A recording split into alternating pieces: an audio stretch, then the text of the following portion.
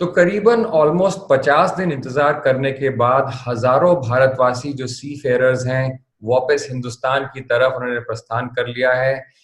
हम अभी जुड़ते हैं सीधे वेस्ट इंडीज बारबेडोस से, जहां जो फर्नांडिस हमसे जुड़ रहे हैं और वो सेरेनेड ऑफ द सीज जो एक क्रूज लाइनर है उस पे वो मौजूद हैं।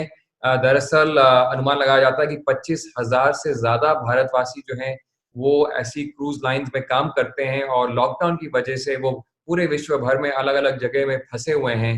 और अब जो बारबेडोस में जो फंसे हुए थे भारतवासी जो हजारों की संख्या में हैं, अब फाइनली अपनी जर्नी जो है वापस हिंदुस्तान की वो शुरू करने वाले हैं। तो चलते हैं सीधे बारबेडोस। तो हमारे साथ एक बार फिर जो फर्नांडिस जुड़ रहे हैं बारबेडोस से वेस्ट इंडीज में, जहां काफी भारतवासी काफी दिनों से फंसे पड़े हैं, क्योंकि सी फेयरर्स जो हैं हिंदुस्तान का सेकंड नंबर है विश्व में जहां तक सी फेयरर्स की संख्या होती है। सबसे पहला नंबर फिलीपींस का है और सबसे ज्यादा क्रू मेंबर्स फिलीपींस के होते हैं। उसके बाद भारत का नंबर सेकंड नंबर पे है। सी फेयरर्स वो लोग होते हैं जो क्रूज लाइनर्स पे काम करते हैं, जो पैसेंजर जहाज होते हैं। और काफी सारे ये पैसेंजर्स क्रूज लाइनर्स जो हैं लिटरली एक 5 स्टार या 7 स्टार रिजॉर्ट के जैसे होते हैं और यात्रा करते हैं। और बहामास, बारबेडोस इन एरियाज में ज्यादा है। रॉयल कैरिबियन जो है, जो आपकी कंपनी उसका ये जहाज है। बहुत बहुत शुक्रिया हमसे बात करने के लिए। जो थोड़ा बताएं एग्जैक्टली आप अभी कहाँ पर हैं? आप अभी बारबेडोस में हैं, कहाँ पर हैं? थोड़ा अगर दिखा भी सकते हैं आप, बारबेडोस का भी नजारा दिखा सकते हैं आप हमें। नमस्ते। और सिद्धार्थ, मैं बारबेडोस में हूँ। तो ये बारबेडोस है, दिस इज द पोर्ट। और अगर उसको देखें तो इट इज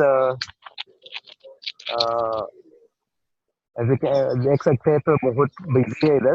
बिजी नहीं है। एंड ऐसा देखे तो इतना एक्टिविटी नहीं है नॉर्मल दिनों में इनके। तो इधर बहुत म्यूजिक होते हैं, बहुत गेस्ट होते हैं तक। तो अभी ये लोग इधर नहीं है, बहुत एम्प्टी है। और आज हमारा इंडियन जो भाई लोग हैं वो थोड़ा 366 भाई लोग जाने वाले हैं इधर से। ये बहुत ही इम्पोर्टेंट बात आपने बताई, जो कि भारतवासी जो फंसे हुए थे आपके जहाज पे और बाकी जो जहाज है वहां पर रॉयल कैरिबियन के, और ऐसे तमाम बताया जाता है कि 25,000 से ज्यादा ऐसे भारतवासी वर्ल्ड ओवर फंसे हुए हैं और वेट कर रहे हैं कि वापस वो हिंदुस्तान आए। तो थोड़ा बताएं कि एग्जैक्टली क्या होगा। आपका जो जहाज है सेरेनेड ऑफ द सी, उस पे जो कितने भारतवासी हैं और वो कहाँ जाएंगे, हिंदुस्तान कैसे आएंगे, थोड़ा बताएं और थोड़ा दिखाएं भी। तो आज जो 366 क्रू मेंबर है वो 3 जहाज से आए हैं सरेनेट पे, फ्रॉम 2 अदर जहाज से। और अभी आज 14 तारीख को आज ये सब इंडिया के लिए जाने वाले हैं, जिधर एक जहाज है उसका नाम है एंथम ऑफ द सी। तो मैं आपको उधर लेके जाता हूँ। तो उसमें कम से कम तकरीबन 2,800 क्रू है। तो ये सब 2,800 क्रू और हमारा 300 क्रू लेके ये सब अभी इंडिया जाने वाले हैं, तो लेकिन जाने से 31, तो पहले और एक करीबन stop। करीबन 3100 लोग होंगे। जो ये तस्वीरें जो देख रहे हैं हम, ये जो सेरेनेड ऑफ द सी काफी बड़ा जहाज है, करीबन 3,000 से ज्यादा पैसेंजर्स होते हैं। शायद अगर आप एक मिनट रोक के यहाँ दिखाएं, राइट साइड में आई थिंक स्विमिंग पूल वगैरह भी है। ये सारा एकदम खाली है अभी, एक एक गोस्ट शिप के समान है जैसे। करेक्ट। तो पैसेंजर्स नहीं हैं और केवल क्रू मेंबर्स अभी इस जहाज पे हैं। कब से क्वारंटीन में हैं एक तरीके से आप सब लोग, कि किस तारीख से, कितने दिन हो चुके हैं? हम हम अभी मार्च 28 तारीख से क्वारंटाइन में है। क्वारंटाइन का पीरियड खत्म हो गया somewhere around April 23rd, so it more than 4 weeks। सो अभी today they will we have stop. And so अभी जो हमारा इंडियन भाई लोग हैं they will be living today और इस जहाज पे, that is called Anthem of the Seas. तो ये सामने जो जहाज देख रहे हैं ये है एंथम ऑफ द सीज। और इसी जहाज पे ऑलरेडी आपने कहा शायद 2800 भारतवासी मौजूद हैं। और आपके जहाज हाँ। पे जो भारतवासी हैं वो एक बार शायद अभी उनका टेम्परेचर वगैरह चेक किया जा रहा है। डॉक्टर्स एक बार जब सर्टिफिकेट ऑल क्लियर दे देंगे तो आपके जहाज से उस जहाज पे ट्रांसफर करेंगे। अच्छा। करेक्ट। अभी अभी 3 बजे हो गए, तो हम लोग कर रहे हैं कि किस टाइम पे जा रहे हैं, मुझे मालूम नहीं वो time. We are still waiting, but they have still not gone. And थोड़ा बताएं ये जर्नी जो है कितना समय लगेगा भारत पहुंचने के लिए, एंड रूट क्या होगा इसका, इस जहाज का? तो आज तारीख 14 तारीख है, तो इससे ये आज जब जाएगा तो मुझे मालूम नहीं, लेकिन इधर से पहले वो जिब्राल्टर जाएगा। जिब्राल्टर से और भी 300 इंडियन लोग जो हमारा इंडियन क्रू है, वो इस जहाज पे लेंगे जिब्राल्टर से। तो उससे बाद वो सुना है कि थोड़ा ग्रीक ऑफिसर्स है, तो they will disembark them in Greece, and then from there उजे से it will go all the way to India, and it will reach India on June 10th। So June 10th को पहुंचेगा। अभी जो है already मतलब ऑलमोस्ट महीना लग जाएगा इस जहाज को पहुंचते पहुंचते। जैसे आपने कहा कि इसके बाद वो है शायद ग्रीस या जिब्राल्टर जाएगा, जहां कुछ और पैसेंजर्स को भी पिकअप किया जाएगा, भारतवासी और जो वहां फंसे हुए हैं। और उसके बाद शायद सुएज कनाल के जरिए हिंदुस्तान की तरफ पहुंचेंगे। हिंदुस्तान में कहाँ कौन से पोर्ट पे जाएंगे आप? ये क्योंकि ये भी एक बड़ा सवाल है।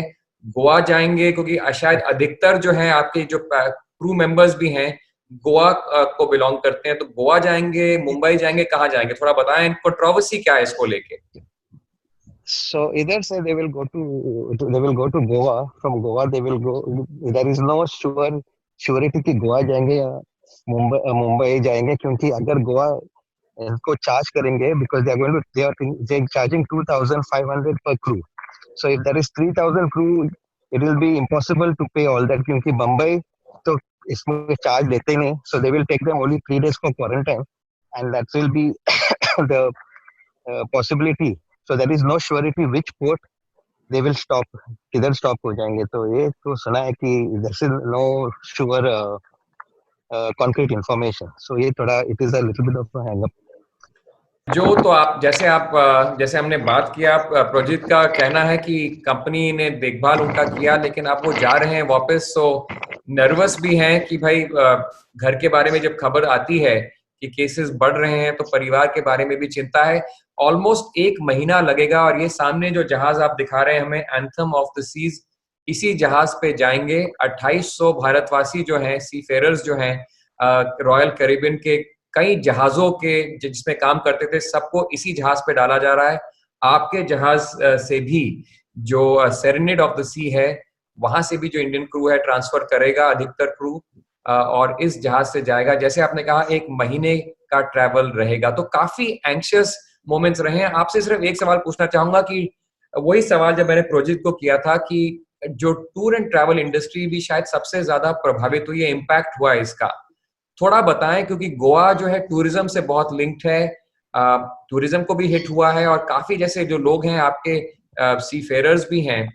सो थोड़ा बताएं उसके बारे में कि ये कितना चिंता का विषय है, क्या उम्मीद है आपकी अथॉरिटी से, सरकार से, बाकियों से?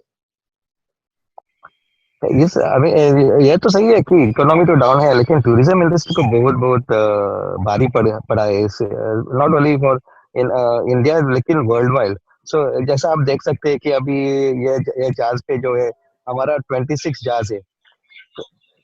सो सो उसमें 26 जहाज तो है, तो अगर तू उसका मैथमेटिक्स किया तो you can see that it is going to millions of dollars.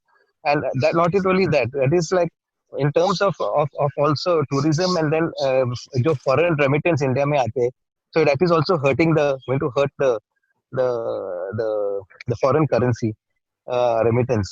So not only that, if you look about Goa is mostly at least about, you can say 30 to 40% जो अभी इंडियन लोगों से है, 30 to 40% Goan seller है. तो अभी these people are going to be jobless in Goa. So if they have no jobs, obviously there will be no spending power, and if there is no spending power, then obviously there will be no. How can you need money for everything to do even the simple things. So it will not be possible. It will take काफी बहुत time लगेगा to come back from this impact for sure. बहुत आपने जैसे important बात कही कि बहुत टाइम लगेगा वापस आने के लिए। तो जो अगर एक बार आप भी स्क्रीन पे आ सकते हैं, आपने जैसे हमें दिखाया, सामने जो है एंथम ऑफ द सीज, जिस जहाज पे ऑलमोस्ट महीना लगेगा अब वो भारतवासियों को वापस आने के लिए। आप जैसे आपने पहले भी आप हमसे जुड़े थे कुछ हफ्ते पहले गो न्यूज के साथ, आपने बताया था और आपकी बात भी हम ले गए थे लोगों तक कि बहुत सारे भारतवासी ऐसे हैं जो सी फेरर्स हैं जो फंसे पड़े हैं जहाजों पे और अब धीरे धीरे जो है वापस उनको लाया जा रहा है। लंबा जर्नी रहेगा। आपकी कंपनी जो है रॉयल कैरेबियन ये पूरा एक जहाज लेके आएगी भारतवासियों का। और अब भी बड़ा सवाल ये है कि क्या आप जो बाकी जो भारतवासी आ रहे हैं मुंबई में उतरेंगे या गोवा में? गोवा में कहा जा रहा है कि अगर जो भी आएगा तो उन्हें क्वारंटीन में रखा जाएगा और 2500 पर जो है क्रू मेंबर हर रोज उनसे चार्ज किया जाएगा। ऑब्वियसली क्वारंटीन के जो चार्जेस हैं और 14 दिन अगर रखा जाएगा तो करीबन 10 कुछ करोड़ शायद बनता है, वो ये देना पड़ेगा। तो ये शायद महंगा सौदा पड़ेगा, शायद मुंबई जाएंगे लेकिन ये देखना पड़ेगा। बहुत बहुत शुक्रिया जो शायद आप जो हैं अभी इस जहाज पे बने रहेंगे, आप शायद वापस नहीं आ रहे क्योंकि आप वो इसेंशियल मेंबर ऑफ क्रू हैं जो जो रहेंगे इस जहाज पे। Last question to you, obviously you must be happy to see those people who've been trapped for a long time, fellow Indians going back home, but obviously a little sad to see them go. Yes, both. You're right. I'm also happy to see them go, and also sad. Happy because it's really nice for them because इनके पास तो नहीं तो salary नहीं थी, नहीं तो उनका घर का। Well, एकदम। तो जैसे आपने कहा कि you are happy to see that they are finally going home, but you will definitely miss them. And the other big question you are saying is about their future, because ये industry भी काफी hard hit हुई है। जो फर्नांडिस हमसे बहुत बहुत हम आभारी हैं आपसे कि आपने हमसे बात की। आप जो हैं बारबेडोस से आप जुड़े गो न्यूज के साथ, आपने दिखाए हमें दृश्य वो जहाज एंथम ऑफ द सीज जो एक लंबी यात्रा जो शुरू करने वाला है। ये जहाज जो है करीबन 12 तारीख को शायद जो है 12 जून को हिंदुस्तान पहुंचेगा और करीबन 3100 भारतवासी जो हैं सीफेरर्स जो हैं उनको लेके ये जहाज आएगा वापस। आप अभी हैं सेरेनेड ऑफ द सीज और आप वहां बने रहेंगे क्योंकि आप एसेंशियल क्रू में गिने जाते हैं। बहुत बहुत शुक्रिया जो हमसे बातचीत करने के लिए, and best of luck to you.